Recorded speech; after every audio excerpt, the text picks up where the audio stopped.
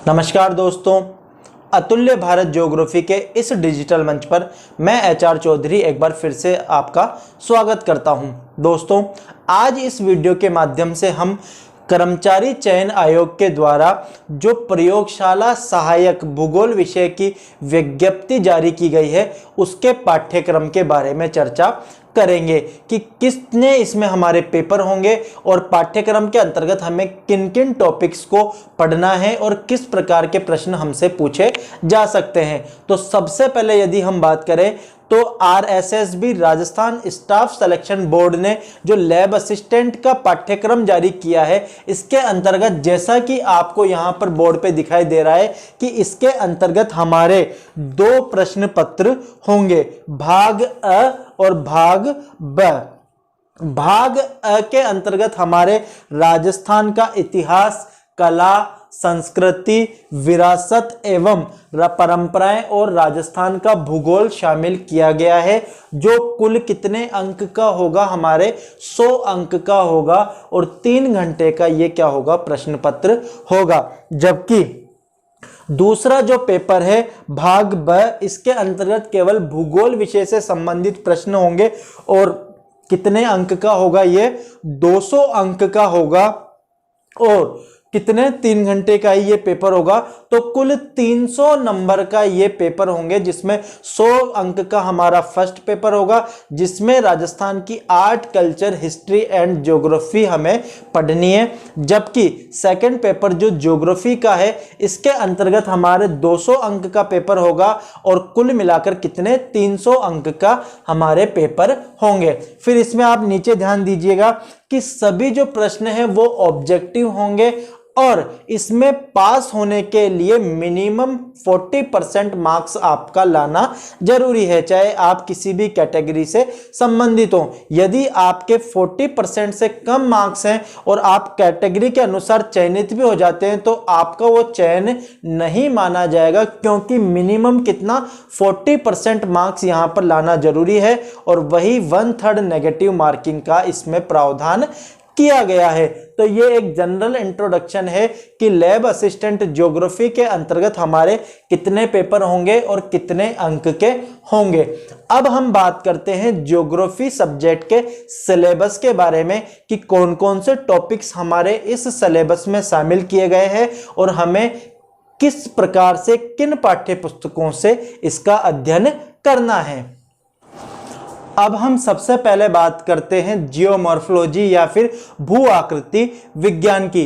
तो यहां पर आपको बोर्ड पर दिखाई दे रहे हैं 1 से लेके 7 टॉपिक।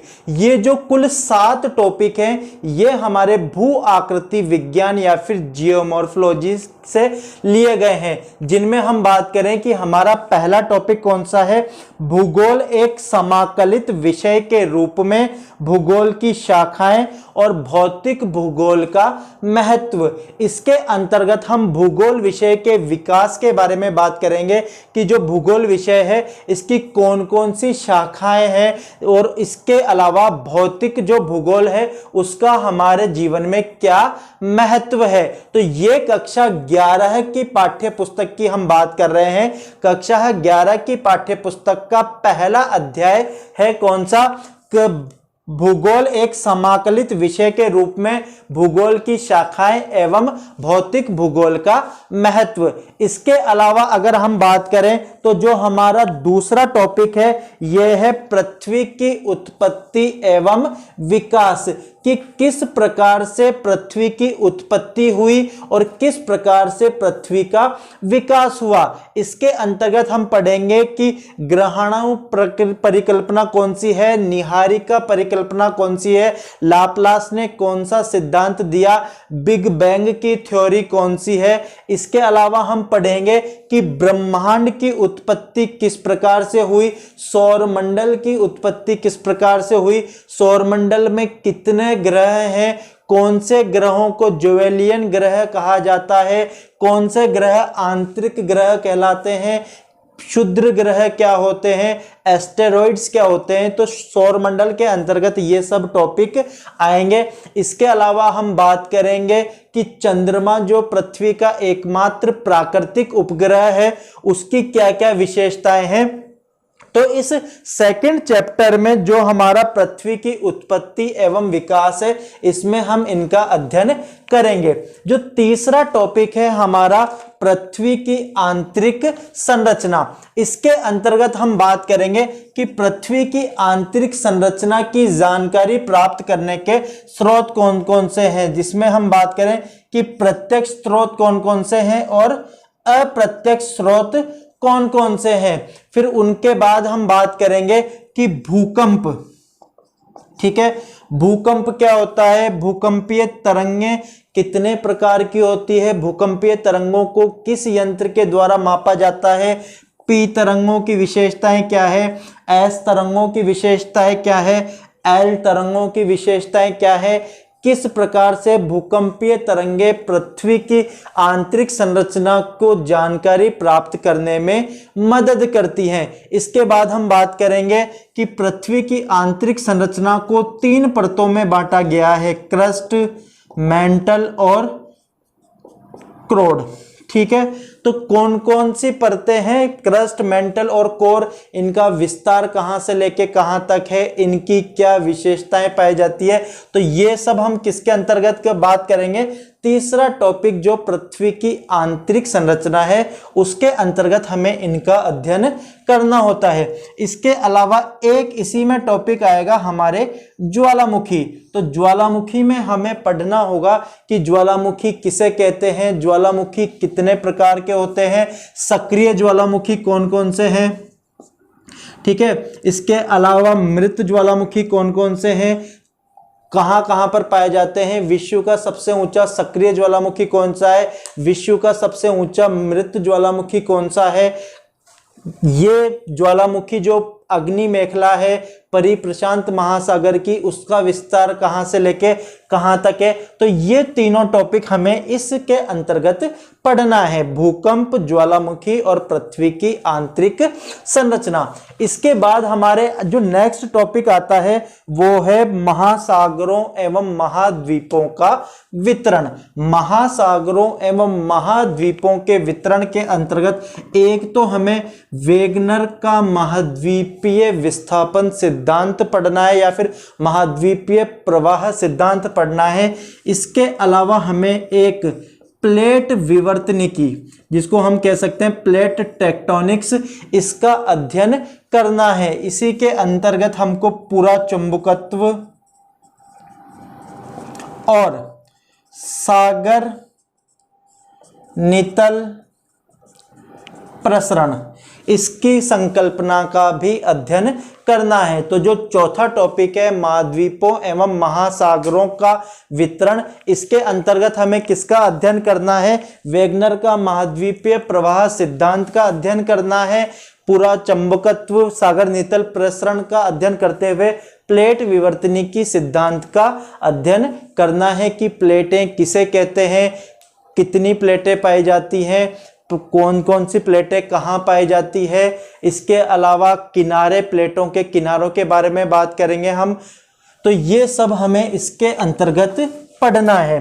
इसके अलावा हमारा 5वां जो टॉपिक आता है वो आता है शैल के प्रकार एवं विशेषताएं, ठीक है। शैल के प्रकार से तात्पर्य है चट्टान, ठीक है, रॉक्स कि इसमें हम बात करें धात्विक शैल कौन सी है, अधात्विक शैल कौन सी है, शैलों या चट्टानों के प्रकार कौन कौन से हैं, आग्नेय चट्टानों की विशेषताएं क्या है, अवसादी चट्टानों की विशेषताएं क्या है।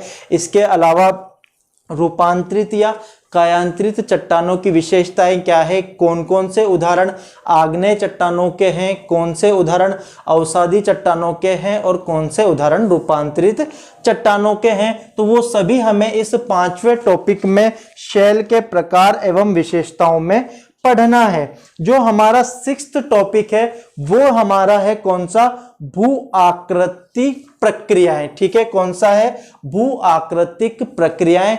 इसके अंतर्गत हमें अंतर्जात और बहिर्जात बलों का अध्ययन करना है कि कौन कौन से बल अंतर्जात होते हैं और कौन कौन से बल बहिर्जात बल होते हैं। इसके अलावा हमें इसके अंतर्गत अनाच्छादन, का अध्ययन करना है, जिसके अंतर्गत हमें पढ़ना है अपरदन और अपक्षय। ठीक है, अपक्षय क्या होता है? किसी भी चट्टान का अपने स्थान पे टूट फूट कर बिखरना अपक्षय कहलाता है, और उसका गतिशील प्रक्रमों के द्वारा जो परिवहन किया जाता है उसको क्या कहा जाता है? अपरदन कहा जाता है। अपक्षय में हमें पढ़ना है कि भौतिक अपक्षय क्या होता है, रासायनिक अपक्षय क्या होता है, और जैविक अपक्षय। ठीक है, अभी हम यहाँ पे केवल शॉर्ट में बात कर रहे हैं क्योंकि ये काफ़ी लंबा वीडियो हो जाएगा, क्योंकि 66 टॉपिक हैं जो हमें डिस्कस करने हैं। तो अपक्षय के अंतर्गत हमें इन टॉपिक्स का अध्ययन करना है। इसके अलावा हमें मृदा निर्माण के बारे में बात करेंगे, क्योंकि मृदा निर्माण अपक्षय और अपरदन की प्रक्रियाओं का सम्मिलित फल होता है। ठीक है, मृदा निर्माण में कौन कौन से कारक प्रभावित करते हैं, ये सब का अध्ययन भी आपको इस टॉपिक के अंतर्गत पढ़ना है। और लास्ट इसका हमारा 7वां टॉपिक है स्थल रूप एवं उनका विकास। ठीक है, जो हमारा 7वां टॉपिक है वो क्या है? स्थल रूप एवं उनका विकास। इसके अंतर्गत हमें जो हमारे गतिशील प्रक्रम है, जैसे हिमानी, पवन, जल, इसके अलावा अगर हम बात करें चूने के क्षेत्र की, कास्ट स्थलाकृतियां, तो कौन कौन से प्रक्रमों के द्वारा कौन कौन सी स्थलाकृतियां बनती है, कौन कौन सी अपरदन के प्रक्रम के द्वारा बनती है, और कौन सी निक्षेपात्मक स्थलाकृतियां होती है, वो हमें इसके अंतर्गत पढ़ना है कि हिमानी के द्वारा कौन कौन सी अपरदन की प्रक्रिया से निर्मित स्थलाकृतियां हैं, कौन सी निक्षेप की प्रक्रिया के द्वारा निर्मित है, पवन की अपरदनात्मक और निक्षेपात्मक स्थलाकृतियां कौन सी है, जल की और काष्ठ क्षेत्र जो चूने के क्षेत्र होते हैं वहां पे अपरदन से निर्मित कौन सी स्थलाकृतियां हैं, और निक्षेप से निर्मित कौन सी स्थलाकृतियां हैं। तो ये कुल 7 टॉपिक हमारे किसमें दिए गए हैं?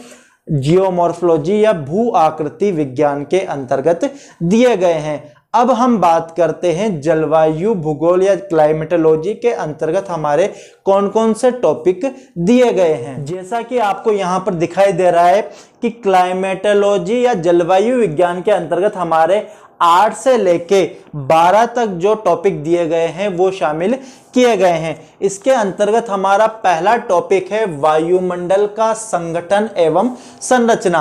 इसके अंतर्गत आपको जब हम संगठन की बात करते हैं, ठीक है, वायुमंडल का संगठन तो वायुमंडल का संगठन 3 तत्वों से मिलके हुआ है। इसको यूं बात करें, गैस, जलवाष्प और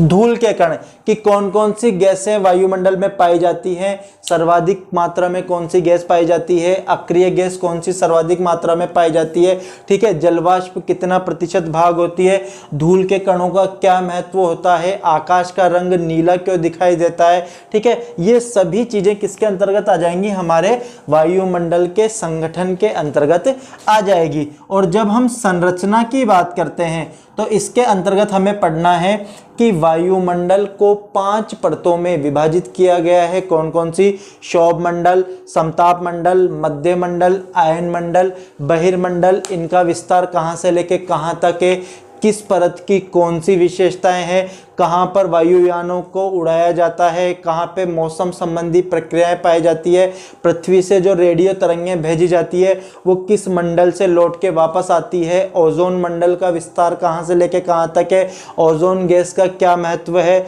सूर्य से आने वाली पराबैंगनी किरणों को कौन सी परत रोकती है। ठीक है, तो इस प्रकार के क्वेश्चंस हमारे पूछे जाते हैं। तो ये सभी हमें किसके अंतर्गत पढ़ने हैं? वायुमंडल का संगठन एवं संरचना। इसके अलावा हमारा जो नेक्स्ट टॉपिक है वो है सूर्यताप, ऊष्मा संतुलन एवं तापमान का वितरण।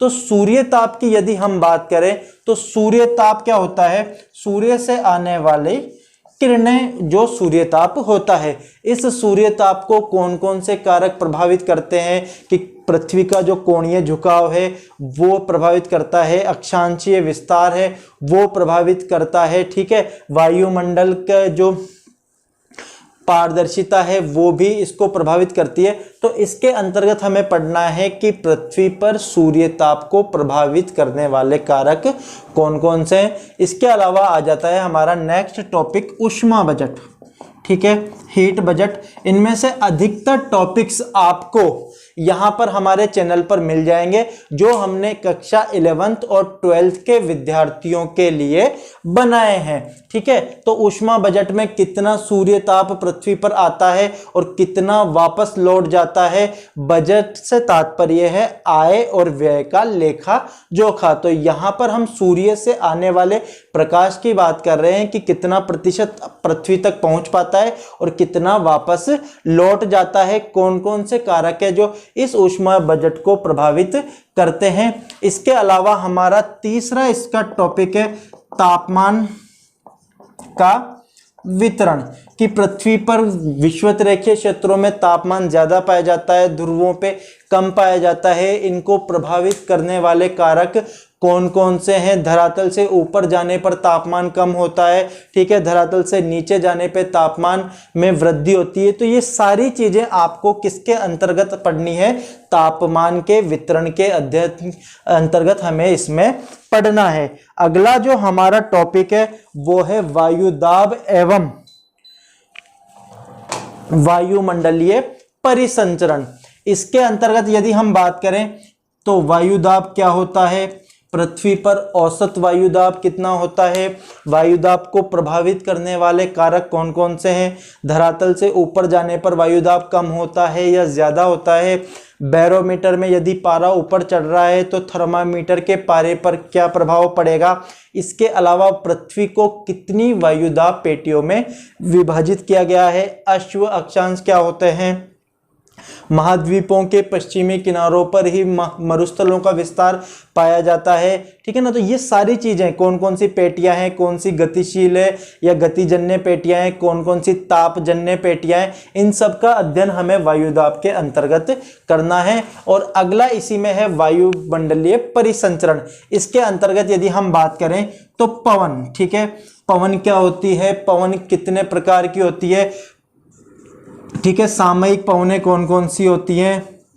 इसके अलावा यदि हम बात करें स्थानीय पवनें कौन कौन सी होती हैं, मानसून किस प्रकार की पवन का उदाहरण है, पर्वत समीर और घाटी समीर, स्थल समीर और जल समीर कब चलती हैं, ठंडी पवनें कौन कौन सी हैं, गर्म पवनें कौन कौन सी हैं। ये सब हमें किसके अंतर्गत पढ़ना है, इस वायुमंडलीय या परिसंचरण के अंतर्गत हमें इनका अध्ययन करना है। इसके अलावा नेक्स्ट हमारे जो टॉपिक है वो कौन सा है, वायुमंडल में जल वाष्पीकरण, संघनन और वर्षण के प्रकार, कि वायुमंडल में आर्द्रता क्या है, निरपेक्ष आर्द्रता क्या होती है, सापेक्ष आर्द्रता क्या होती है, तापमान में वृद्धि होने पर सापेक्ष आर्द्रता घटेगी या बढ़ेगी, निरपेक्ष आर्द्रता पे क्या प्रभाव पड़ता है, ठीक है।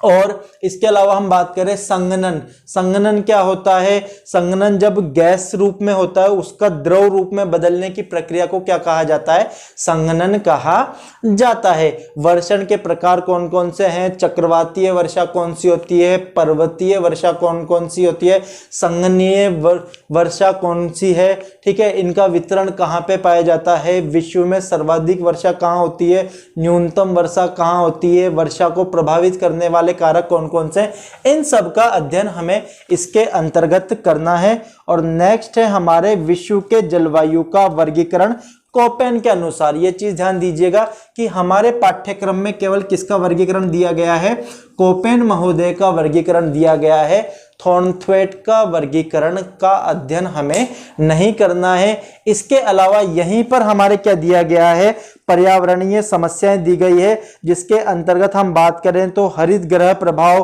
भूमंडलीय ऊष्मा और जलवायु परिवर्तन, climate change, green house effect, और कौन सा है, ग्लोबल वार्मिंग।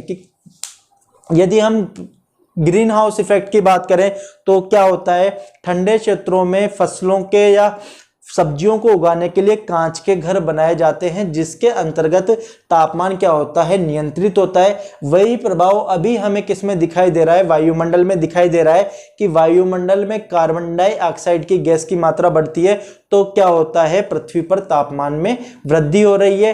तो इसे क्या कहा जाता है, ग्रीन हाउस इफेक्ट कहा जाता है। इसी के कारण पृथ्वी का तापमान बढ़ रहा है, जिसको क्या कहा जाता है, ग्लोबल वार्मिंग कहा जाता है। जिसके कारण क्या हो रहा है कि जलवायु का जो पूरा का पूरा तंत्र है उसमें क्या हो रहा है, थोड़ा बहुत परिवर्तन आ रहा है और इसी को क्या कहा गया है, क्लाइमेट चेंज कहा गया है। तो इन्हें आपको इसके अंतर्गत पढ़ना है। तो ये हमारा हो गया क्लाइमेटोलॉजी वाले टॉपिक। अब हम बात करते हैं ओशनोग्राफी या समुद्र विज्ञान वाले टॉपिक्स के बारे में। अगर हम यहाँ पर बात करें तो हमारे ओशनोग्राफी में केवल 2 टॉपिक दिए गए हैं, नंबर 13 और नंबर 14। नंबर 13 के अंतर्गत हमारे आता है जलीय चक्र एवं अंतः समुद्री उच्चावच। ठीक है, अंतः समुद्री उच्चावच के अंतर्गत हम बात करें तो महाद्वीपीय मग्न तट हो गया, मग्न ढाल हो गया, गहन सागरीय मैदान हो गया और गर्त हो गया। इनके बारे में हमें अध्ययन करना है। इसके अलावा महासागरों के नीचे कौन कौन सी चोटियां पाई जाती है, गोयोट क्या होता है, इनका भी हमें अध्ययन करना है। कौन कौन से द्वीप हैं जो किस महासागर में पाए जाते हैं, इन सब का हमें यहाँ पर अध्ययन करना है। इसके अलावा महासागरों में तापमान और लवणता का वितरण। ठीक है, टॉपिक नंबर 14 में क्या दिया गया है, हमारे तापमान एवं लवणता का वितरण कि महासागरीय जल पे तापमान को प्रभावित करने वाले कारक कौन कौन से हैं।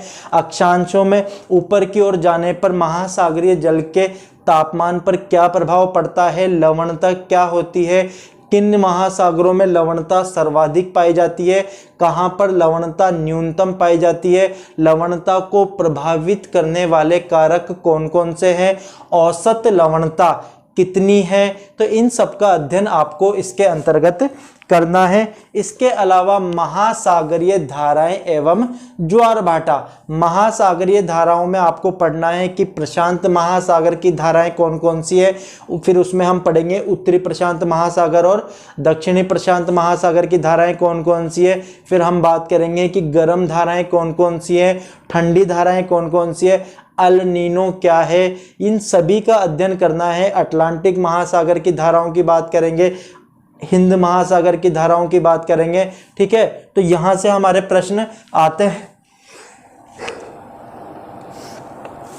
नेक्स्ट है हमारे ज्वार भाटा कि ज्वार क्या होता है और भाटा क्या होता है, किस प्रकार से ज्वार और भाटा आते हैं। इसमें जो पैटर्न देखा गया है आजकल क्वेश्चंस पूछने का, वो किस प्रकार का देखा गया है कि यदि पृथ्वी की घूर्णन गति को दोगुना कर दें तो ज्वार पर क्या प्रभाव पड़ेगा, भाटा कितनी देर में आएगा। यदि चंद्रमा की परिक्रमण गति को दुगना कर दें तो ज्वार भाटा पर क्या प्रभाव पड़ेगा।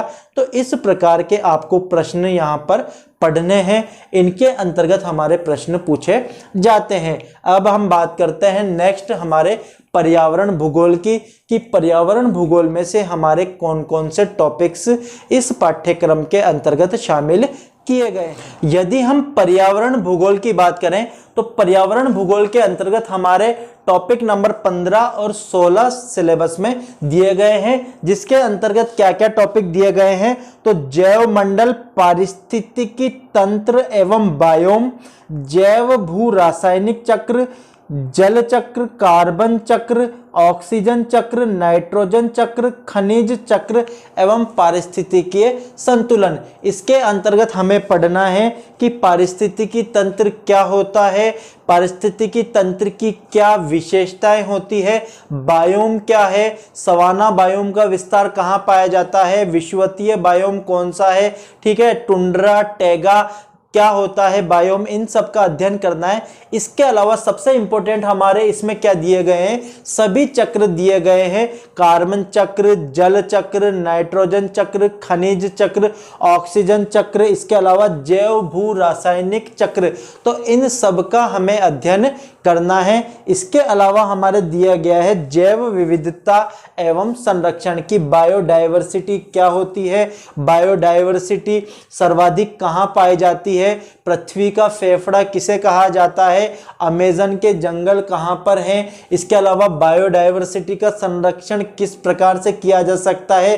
कौन कौन से संगठनों का निर्माण किया गया है जैव विविधता को बचाने के लिए? जैव विविधता के हॉट स्पॉट कौन कौन से हैं पृथ्वी पर? इसके अलावा जैव विविधता की संकल्पना किसने दी? भारत में जैव विविधता के हॉट स्पॉट कौन कौन से हैं? तो ये सभी टॉपिक हमें इसके अंतर्गत पढ़ना है। अब हम बात करते हैं नेक्स्ट जो हमारा इंपॉर्टेंट है, भारत का भूगोल की भारत के भूगोल के अंतर्गत हमें किन किन टॉपिक्स को पढ़ना है। यदि हम भारत के भूगोल की बात करें तो 17 से लेकर 23 तक के जो टॉपिक्स हैं वो भारत के भूगोल के अंतर्गत आते हैं, जिसमें हमारे सबसे पहले भारत का आकार, आकृति, विस्तार एवं पड़ोसी देश की भारत का विस्तार कितने अक्षांशों और कितने देशांतरों में है, भारत का क्षेत्रफल कितना है, क्षेत्रफल की दृष्टि से भारत का स्थान कौन सा है, ठीक है। इसके अलावा भारत के पड़ोसी देश कौन कौन से हैं, उनकी सीमाएं किससे ज़्यादा लगती है, किससे कम लगती है। इसके अलावा सर्वाधिक सीमा किस देश से लगती है, न्यूनतम सीमा किस देश से लगती है, भारत में कितने राज्य, कितने केंद्र शासित प्रदेश हैं, इन सब का अध्ययन हमें इसके अंतर्गत करना है। इसके अलावा हमें पढ़ने हैं भारत के भू आकृतिक खंड। भू आकृतिक खंड से तात्पर्य है भारत के भौतिक प्रदेश, जिसके अंतर्गत हम बात करेंगे उत्तरी पर्वतीय प्रदेश, उत्तर का विशाल मैदान,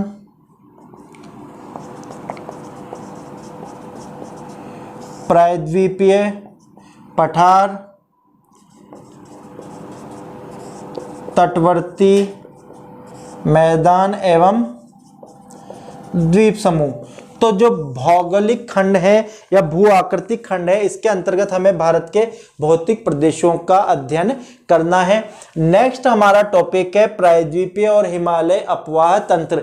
इसके अंतर्गत हमें भारत की नदियों के बारे में पढ़ना है कि हिमालय के जो अपवाह तंत्र है उसको 3 भागों में बांटा गया है, सिंधु नदी तंत्र, गंगा नदी तंत्र और ब्रह्मपुत्र नदी तंत्र। कौन कौन सी नदियां हैं, इनकी क्या विशेषताएं हैं, सबसे लंबी नदी कौन सी है, गॉर्ज क्या होते हैं, खड्ड का निर्माण कहां पर हो रहा है, सहायक नदियां कौन कौन सी हैं, प्रायद्वीपीय भारत की नदियां कौन कौन सी हैं, बंगाल की खाड़ी में गिरने वाली नदियां कौन कौन सी हैं, अरब सागर में गिरने वाली नदियां कौन कौन सी हैं। तो ये सब आपको अपवाह तंत्र के अंतर्गत पढ़ना है। इसके अलावा नेक्स्ट हमारा टॉपिक है मानसून। भारत की जलवायु को प्रभावित करने वाले कारक कौन से हैं, मानसून की उत्पत्ति कैसे होती है, मानसून की निवृत्ति कैसे होती है। इसके अलावा यदि हम बात करें तो जलवायु का प्रकार, कोपेन, मानसून और भारत में आर्थिक जीवन कि भारत में जो कोपेन का जलवायु वर्गीकरण है कि कोपेन ने भारत को कितने जलवायु प्रदेशों में बांटा गया है, CWS क्या है, AW, AMW कहाँ पर कौन कौन से भाग में आते हैं, इनका हमें अध्ययन करना है। भारत में मानसून की दिशा क्या होती है, सर्वाधिक वर्षा कहाँ पे होती है, मानसून जो लौटते हुए मानसून के द्वारा वर्षा कहाँ पर होती है, मानसून का जो निवर्तन है या फिर जो मानसून लौटता है वो कब लौटता है, इन सभी के बारे में हमें इसके अंतर्गत अध्ययन करना है। इसके अलावा है वन, प्रकार एवं वितरण कि भारत में कितने प्रकार के वन पाए जाते हैं, सदाबहार वन कौन से हैं, इसके अलावा पर्णपाती वन कौन से हैं, ज्वारीय वन या अनुप वन कौन से हैं, ठीक है। वनों का वितरण कहाँ पे पाया जाता है, कितने प्रतिशत क्षेत्र पे भारत में वन पाए जाते हैं, सर्वाधिक वन क्षेत्र किस राज्य में है, न्यूनतम वन क्षेत्र किस राज्य में है। इस प्रकार के क्वेश्चंस आपको यहाँ पर पढ़ने हैं। और नेक्स्ट चीज है भारत में मृदा का वर्गीकरण, जो ICAR जो वर्गीकरण है जिनका आपने नाम सुना होगा, इंसेप्टिसॉइल, वर्टिसॉइल्स, ठीक है। इस जो वर्गीकरण है ICAR वाला, वो वाला वर्गीकरण आपको पढ़ना है। इसके अलावा हमें पढ़ना है अवकर्षण एवं संरक्षण कि मृदा का अवकर्षण किस प्रकार से होता है, अवनाली का अपरदन क्या होता है, मृदा का जो नुकसान होता है या मृदा क्षय होता है वो किन कारकों से होता है और मृदा को संरक्षित हम किस प्रकार से कर सकते हैं, इन सब का अध्ययन आपको यहाँ पर करना है। इसके बाद नेक्स्ट हमारे है आपदाएं। आपदाओं का अर्थ क्या होता है, भारत में प्राकृतिक आपदाएं कौन कौन सी आती हैं और आपदा प्रबंधन के लिए भारत में कब योजनाएं बनाई गई, बाढ़ आयोग का निर्माण कब किया गया, जो सुनामी है उसके लिए कब केंद्र स्थापित किया गया, सुनामी केंद्र चेतावनी केंद्र कहां पर स्थापित किया गया है, ये सब आपको पढ़ने हैं क्योंकि इनमें से हमारे क्वेश्चंस पूछे जाते हैं। अब हम बात करते हैं हमारे कार्टोग्राफी या मानचित्र कला की, कि मानचित्र कला में हमारे कौन कौन से टॉपिक्स शामिल किए गए हैं और उनके अंतर्गत हमको क्या क्या पढ़ना है। अब हम बात करते हैं कक्षा 11 में जो हमारे कार्टोग्राफी के टॉपिक्स है वो कौन कौन से लिए गए हैं। तो यहाँ पर देखिए आप, सबसे पहले आता है हमारे मानचित्र के प्रकार, मापनी का प्रकार, साधारण रेखीय मापनी, दूरी मापन, दिशा निर्धारण एवं सांकेतिक चिन्हों का प्रयोग, कि मापनी क्या होती है, मानचित्र कितने प्रकार के होते हैं, दूरी का जो निर्धारण है वो किस प्रकार से करेंगे, दूरी को किस प्रकार से मापेंगे, hectometre, decametre, centimetre, metre, kilometre क्या होते हैं, मील, फरलांग, गज, ये सब क्या होते हैं, इन सब का अध्ययन हमें यहाँ पर करना है। इसके अलावा नेक्स्ट जो 25वें नंबर का टॉपिक है वो है हमारे अक्षांश एवं देशांतर रेखाएं, कि अक्षांश रेखाओं की विशेषताएं क्या होती है, देशांतर रेखाओं की विशेषताएं क्या होती है, कर्क रेखा क्या है, मकर रेखा क्या है, भूमध्य रेखा क्या है, प्रधान माध्य रेखा, ग्रीनविच रेखा कौन सी है, अंतर्राष्ट्रीय तिथि रेखा, अंतर्राष्ट्रीय समय रेखा, टाइमलाइंस कौन सी है, भारतीय मानक समय रेखा कौन सी है, इन सब का अध्ययन हमें इस टॉपिक के अंतर्गत करना है। नेक्स्ट है हमारे मानचित्र प्रक्षेप, प्रकार, निर्माण, विशेषताएं, एक प्रमाणिक अक्षांश शंक्वाकार और समक्षेत्र बेलनाकार प्रक्षेप, कि प्रक्षेप क्या होते हैं, प्रक्षेपों का वर्गीकरण क्या है, प्रक्षेप कितने प्रकार के होते हैं। इसमें हमारे केवल दो ही प्रक्षेपों को हमें डिटेल में पढ़ना है, एक तो एक मानक अक्षांश वाला शंक्वाकार प्रक्षेप और दूसरा है समक्षेत्र बेलनाकार प्रक्षेप। तो यहाँ पर केवल आपको मानचित्र प्रक्षेपों का वर्गीकरण ध्यान रखना है और डिटेल से हमें केवल यहाँ पर दो ही प्रक्षेपों का अध्ययन करना है। इसके अलावा हमारे आ जाते हैं यहाँ पर स्थलाकृतिक मानचित्रों का अध्ययन, टोपोशीट। ठीक है, टोपोशीट्स के बारे में आपको पढ़ना है कि कितने पैमाने पर कौन सी टोपोशीट होती है। ठीक है, ये यहाँ पर हमें अध्ययन करना है। और नेक्स्ट है हमारे वायु फोटोग्राफ, प्रकार, ज्यामिति, ऊर्ध्वाधर वायु फोटोचित्र, की जो एरियल फोटोग्राफी होती है वो कितने प्रकार की होती है, किस प्रकार से एरियल फोटोग्राफी की जाती है, कितने एंगल पे कैमरे लिए जाते हैं, कौन कौन से वायुयानों का प्रयोग इसके अंतर्गत किया जाता है, इन सब का हमें यहाँ पर अध्ययन करना है। इसके अलावा है हमारे उपग्रह बिंब, सुदूर संवेदन, आंकड़ों के अर्जन की अवस्थाएं, प्लेटफॉर्म संवेदक और सुदूर संवेदक। ठीक है, तो ये वाला टॉपिक पढ़ना है आपको कि उपग्रह बिंब क्या होते हैं, सुदूर संवेदन आंकड़ों के अर्जन के लिए कौन कौन सी अवस्थाएं होती है, कौन कौन से सेंसर्स हमारे इसके अंतर्गत काम में आते हैं। इसके अलावा हमारे टॉपिक है मौसम उपकरणों का उपयोग, तापमापी, आर्द्र एवं शुष्क बल्ब, तापमापी, वर्षा मापक यंत्र, वायु सूचक यंत्र। तो ये आपके यहाँ पे आ जाएंगे। और मौसम चार्ट में वायुदाब, हवा और वर्षा वितरण का वर्गीकरण। तो ये जो टॉपिक्स हैं इनको हमें कक्षा 11th की बुक के साथ साथ डिटेल में हम जेपी शर्मा की बुक के द्वारा भी पढ़ सकते हैं। एक चीज ध्यान दीजिएगा कि अभी तक हमने जिन यूनिट्स के बारे में बात करी है, कौन कौन से यूनिट्स के बारे में बात करी है, पहली हमने बात करी भू आकृति विज्ञान, ठीक है, दूसरा जलवायु विज्ञान, तीसरा समुद्र विज्ञान, चौथा है हमारा पर्यावरण भूगोल, पांचवा है हमारा भारत का भूगोल और छठा है हमारा मानचित्र कला। ये सब के सब किस कक्षा के अंतर्गत आते हैं? कक्षा 11, ठीक है।